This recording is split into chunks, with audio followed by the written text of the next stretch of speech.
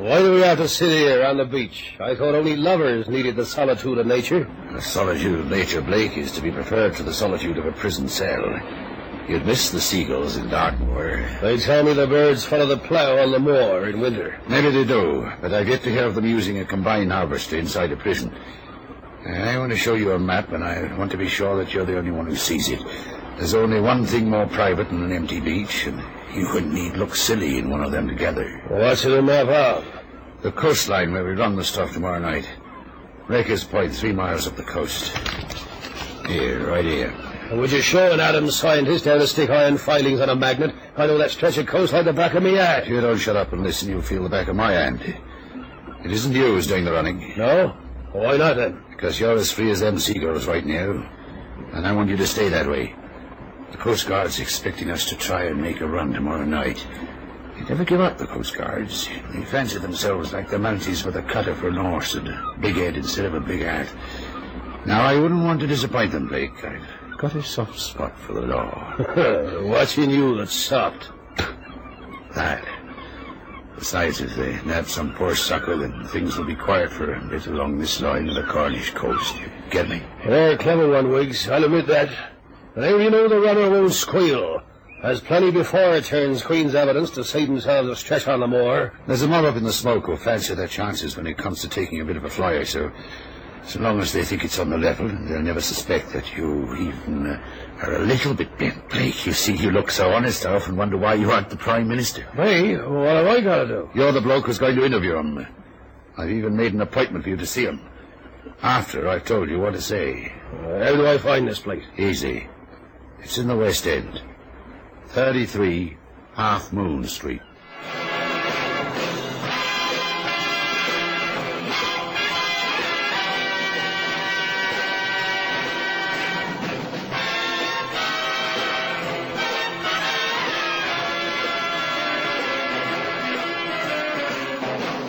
The lively spirit. Mr. Nathaniel Wiggs was wont to conduct his interviews in the solitude of a lonely beach, or hanging over the taffrail of his ex-naval cutter. But the urgency attendant upon the business of his visitor was such that Mr. Wiggs was forced, for once, to use the seclusion of a back room in the lifeboat tavern. The man was in such contrast to Mr. Wiggs that he might have been described as the exact opposite. Small, delicately boned and well-spoken, he was the antithesis of the heavy, weather-beaten, hard-living Wiggs. It was the small man's vocation, rather than his personality, that gave him the chair in their discussion. Walls have ears, Wiggs. I trust they're well plugged in this room. Governor, I made a rule never to talk business inside any room. But if you haven't the time to take a walk down to the beach, it's Hobson's choice. Old Lenny Lane, who runs this pub, has always been known to keep his mouth shut. That's why he's old Lenny Lane. Then we must hope he continues in that excellent reputation.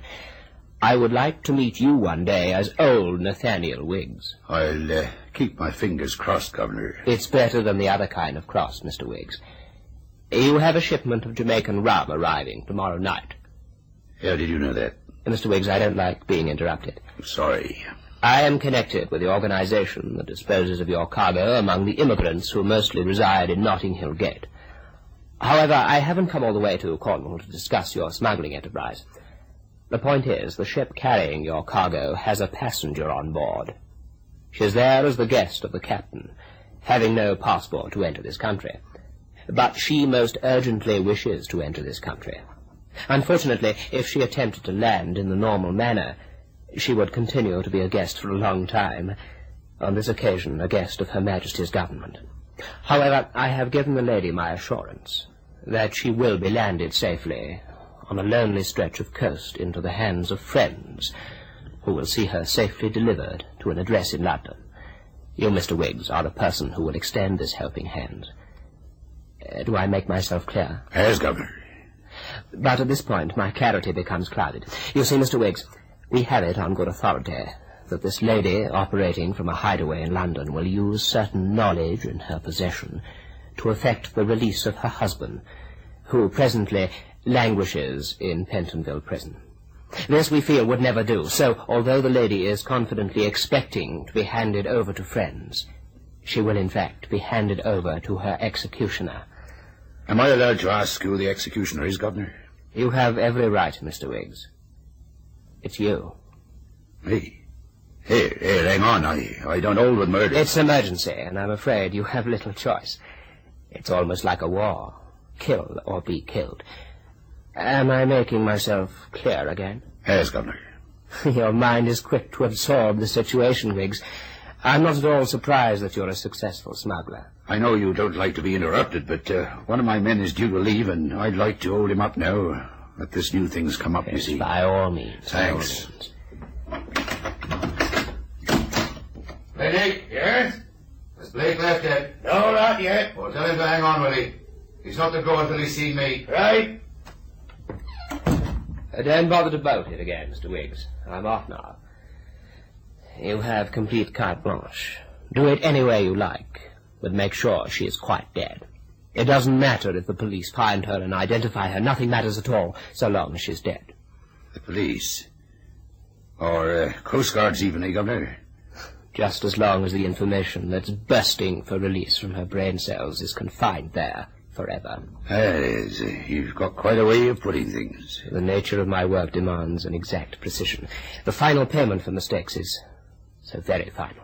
Oh, by the way, we didn't discuss payment, Mr. Wiggs. In advance, of course. In advance? Oh, there's no risk. You'd never be able to spend it if you failed us. £1,000 in small denomination notes is on the table. Good morning, Mr. Wiggs. It's been pleasant meeting you. I hope we never meet again.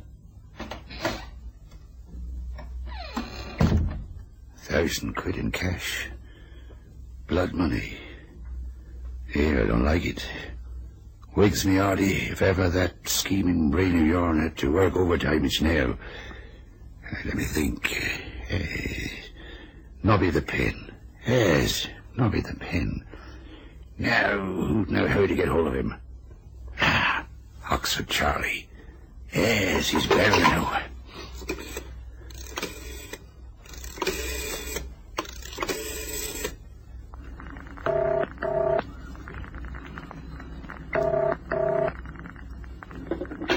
Yes?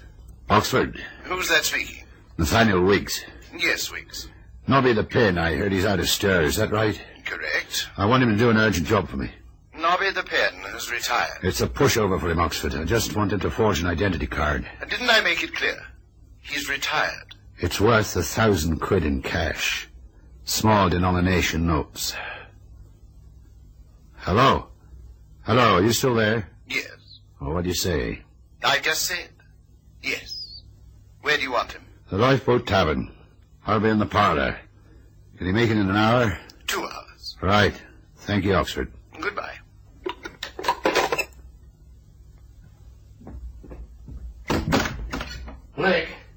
Blake, come here, Willie. We're going to take another walk on the beach.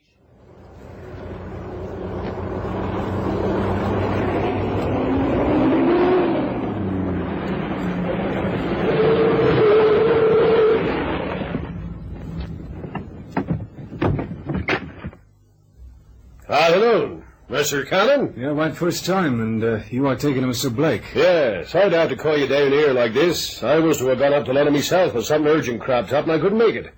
Here, you made pretty good time. Well, I was lucky, clear roads and a fast car. Very fast. If ever you and me travel together, we'll take the train. You must be hungry. I got lunch organised in the private room upstairs. Shall we go in? Sure. Can we go up the stairs? What's the job all about, anyway? The boss rang my apartment and told me to get down here in a hurry. I didn't have time to ask for any details. He'll tell you when we get inside the private room. Oh, good afternoon. What cheer, Mr. Cannon? Won't you come in? All right, Blake. Wait downstairs. Okay. I suppose this all seems a little mysterious to you, Mr. Cannon. Well, most confidential jobs are. My name is Wiggs, Nathaniel Wiggs. How do you do, Mr. Wiggs? Please sit down. Cigarette? Drink? Well, I'll smoke my own if you don't mind, and a scotch would be welcome. Right away. Would you like to eat first or talk first? A powwow before chow, I think. Thanks. Well then, before the powwow, you'd better look at this. It's my identity card. MI5, the Secret Service. A glamorous name for a mundane job. Mr. Cannon, now that you've seen my credentials, I have to warn you that you'll not be allowed to leave this room until the day after tomorrow, should you not be interested in carrying out the job we've set for you. Security? Yes. Oh, that's okay with me. I was given to understand that you mind a job with a little danger tagged onto it. This job is dangerous, and for reasons we won't go into now, it can't be done by one of my own men. You just have to trust me. But, of course, you can turn the job down. Now, I suppose you give me the lowdown first, Mr. Wiggs. All right. That opening guff is part of the regulations. Now we know where we stand. You ready? Shoot. A female agent will arrive off the coast tomorrow night in a Jamaican freighter. You will go out under cover of darkness in a cutter and bring her inshore to a place called Wrecker's Point. There's a map of the coast for you to study, and you'll have to navigate there first time. Mr. Mason said you could handle any type of craft and had a navigator's ticket. I have, and it's easy. What engine's the cutter powered by? Inboard diesel. It's a Stratton 2-piston. Yeah, I know it. Is that all? Sail out to the freighter, pick up the female operator, and sail her into this Wrecker's Point? Not quite all. There are two other details. The freighter has special davits to hoist your cutter inboard. They will lower another cutter exactly the same as yours, but fully loaded with certain equipment and the lady in question. It's that cutter that you'll sail back again. Oh, yeah, there's gear to be brought ashore, too. Oh, don't worry about that. I'll have a party at Wrecker's Point to take over from you the minute you beach. And now, what do you say? Well, it sounds great so far. You switch cutters. That's a great idea for smuggling. I wonder nobody thought of it before. Smugglers wouldn't get very far on this stretch of coast, Mr. Cannon. The Coast Guard's too active. Now, I said there were two details. And the other one is? Oh, it's hardly a detail. You might be waylaid on the way in by certain people who would like to put the finger on this female operator. She must be landed at all costs. Can you handle a gun, Mr. Cannon? Well, they say I cut my teeth on my Pappy's 45. Could you use this in an emergency? I could use that any time. But if I'm hailed by another craft, how do I know in the dark that it's not the Coast Guard? Yes, good question. Tomorrow night there will be no Coast Guard patrol. If anyone hails you, it'll be the enemy. So I shoot first and ask questions afterwards, huh? Yes, Mr. Cannon. You shoot first.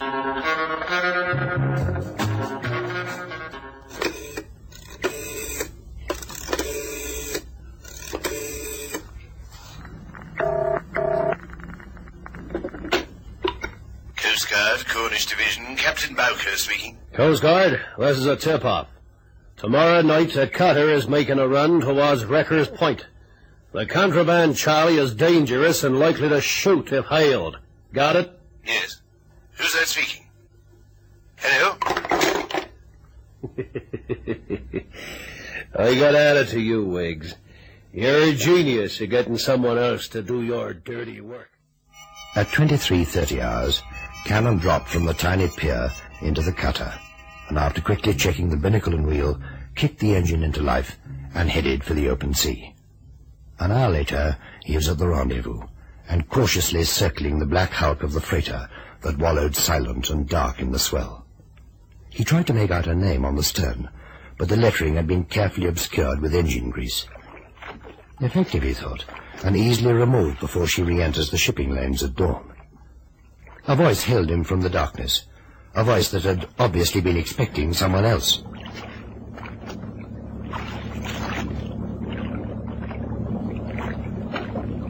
Ahoy there! Ahoy there, Wiggs! Bring her under the lee bar and the company of Malta!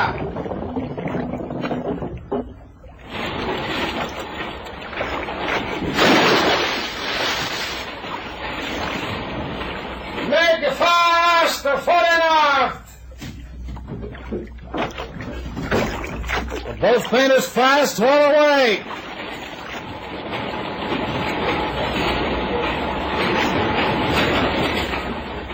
Swing inboard, loading way! Okay, Weeks, the other cutter's loaded. You any passenger? Get aboard. I want to be back in the Irish Sea by daybreak.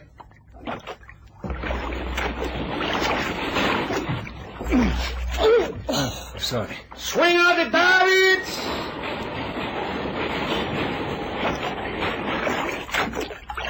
All clear, Weeks! All clear. Lower away. Lower away!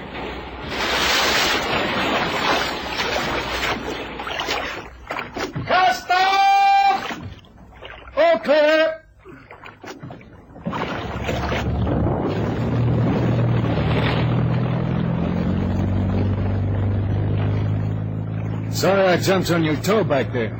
It's all right. You cold? No, I'm all right. Where are we going? At the moment, we're headed towards France. France? But I was to be put ashore in England. Yeah, and so you shall be eventually. There may be another craft out looking for us. I want plenty of sea room if we happen to meet it. Say, do you get seasick easy? No, I was all right on the way over. Why do you ask? Well, pretty soon I'm going to cut this motor and drift in the swell. That's bad on the digestive system for poor sailors. Hey, put those cigarettes away. If you strike a match out here, it can be seen for miles. Sorry, I didn't think. Okay, I'm going to cut the motor now.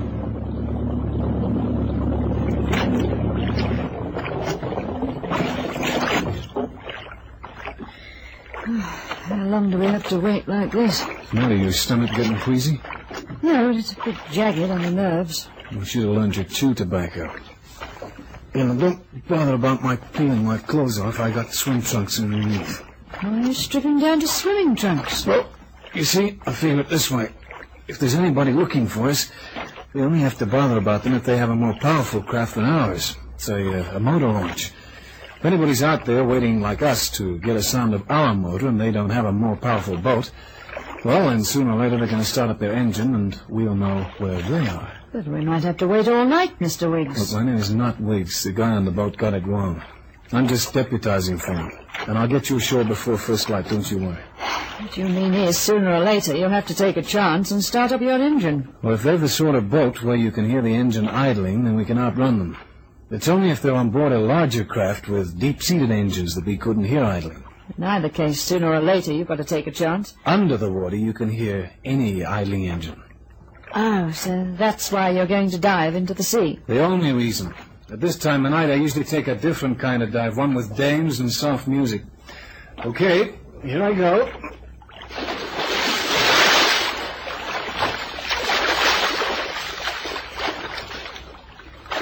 Are you all right? Sure. Keep your voice down. Here. Come on, give me a handle with a gun. Would you like to use my shawl? No, it's okay. I'll get dressed wet. I'm used to it. If I'm not wet on the outside, I'm wet on the inside. You heard something? Yeah, that's right. There's no sense in fooling you, is there? Is it a big boat? Enormous. They must know we're around here somewhere. My guess is they lost us when I cut the motor. What would you do? Well, I gave this some thought all day yesterday while I was waiting for the assignment to begin. I have with me a little gadget I made up. Now, first we need something small that'll float. So, have you got any idea what's in those casks? No, they were already loaded into the cutter before I was put aboard. Well, the Secret Service can afford to lose the contents of one in order to save the rest. Secret Service? Who are you? Well, just a plain ordinary citizen. Keep your shawl on. Now, you give me a hand with this cask. We'll empty the contents into the sea and then ram the bung back home. That way we'll have a nice little seaworthy raft. Only half the liquid? Well, the other half will act as ballast and keep it from rolling over. Now, come on, and don't make too much noise, huh? Enough of that bottle. Hey, you smell what I smell? Drum. Boy, Mother, look at me now on the high seas with a mysterious blonde and a cargo of hooch. Home was never like this. Okay, that's enough. The bung back. Now, what do you suppose Wiggs is doing with a cargo of rum? Well, time enough to worry about that later. What are you talking about? Oh, nothing. I always tend to get philosophical when I'm sitting on a keg of grog. Now then, you see this gadget I was telling you about? It's a time pencil attached to a series of small explosive charges. I fix this to the barrel. I press the time pencil and let the cask drift towards that boat out there. In exactly half an hour, our baby raft will start banging away like a miniature 4th of July. And what then? Well, then, baby, we shall quickly know whether the occupants of that blacked-out seagoing vessel out there are friend or foe.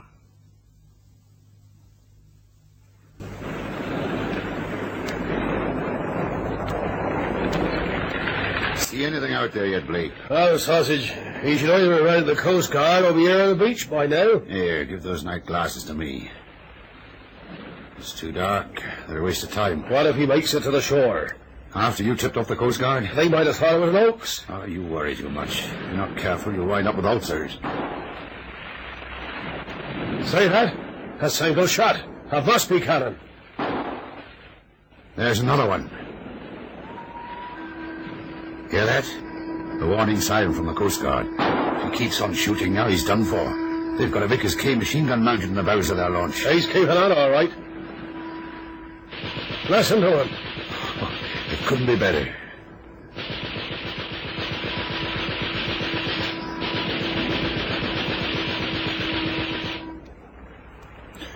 Well, Blake, I reckon nobody could have survived that little lot.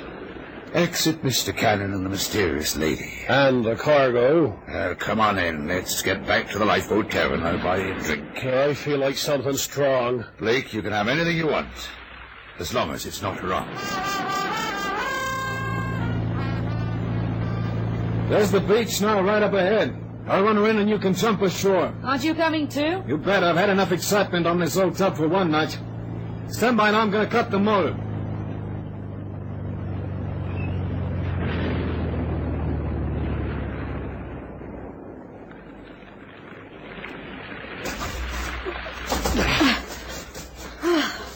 Well, that's funny. There's nobody here. Wiggs said he had a party to offload the cargo. At least he said he'd have a party here. Well, now I know what the cargo is. He must have meant some other kind of party. I don't know how you can be so cheerful. If you hadn't brought that thingamajig with you, would have been blown to bits out there. Anyway, thanks for saving my life, whoever you are. Well, there's no mystery about me, baby. You're the Secret Service risk. Why do you keep talking about the Secret Service? What do you expect me to talk about? The gun those monkeys had mounted in the bows of their launch, they must have come straight from Murmansk with Vitlov on board. But that was the Coast Guard's launch. Yeah, I guess so. What did you say? The Coast Guard's launch after the contraband. Your Mr. Wiggs was only doing me a favour, landing me with the smuggled rum. Oh, now suddenly it's all becoming clear. Wiggs, the cutter, the rum. Shoot it out, he said. Yeah, shoot it out. David and Goliath, only in this deal, Goliath had the slingshot. Did your mother ever tell you not to trust strangers? Because if she didn't, I'm telling you now. You don't know Mr. Wiggs, but believe me, he's no friend of yours. You just sit down there on the beach, baby. In a minute, you're going to tell me the story of your life. But where are you going? Well, first I want a good long pull at that tax-free cargo. Several things happened after Cameron's brush for the Coast Guards. A long-term prisoner in Pentonville was given a free pardon, and his place was taken by a small, delicately boned, well-spoken gentleman about to enjoy his first fixed address. But just before that, all Cornwall was agog at the report of a headless corpse that was washed up on the beach. Fortunately, for the Criminal Records Office, the man had a record, and they were thus able to identify him through his fingerprints. His name was Nathaniel Wiggs.